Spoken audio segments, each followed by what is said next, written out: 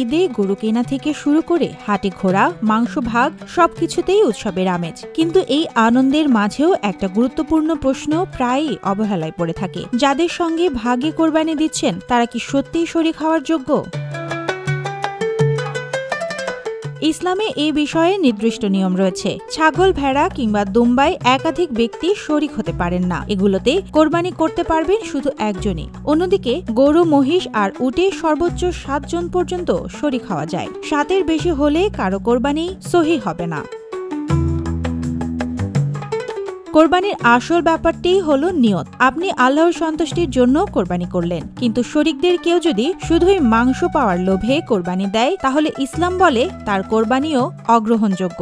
এমনকি তার সঙ্গে যারা ছিলেন তাদেরটাও শুদ্ধ হবে না। তবে অনেকে মনে করেন যাদের ওপর কোরবানি ওয়াজিব নয় তারা কোরবানি করতে পারবেন না, বরং তারা কোরবানি করলে তা নফল হিসেবে গণ্য হবে এবং এতে সওয়াবও পাওয়া যাবে। বাবা যদি ছেলের পক্ষ থেকে কোরবানি করেন সেটাও বৈধ। সবচেয়ে জরুরি বিষয় হলো অমুসলিমদের সঙ্গে কোরবানি ভাগাভাগি করা যাবে না, কারণ কোরবানি হলো মুসলমানদের ইবাদত।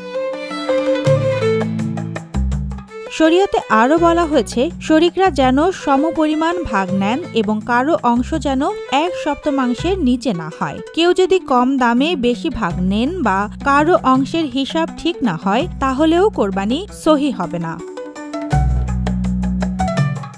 কোরবানি একটি গুরুত্বপূর্ণ ইবাদত যা আল্লাহর সন্তুষ্টির জন্য সম্পন্ন করা হয়, তাই শরীক নির্বাচন ও নিয়তের বিষয়ে সতর্ক থাকা জরুরি।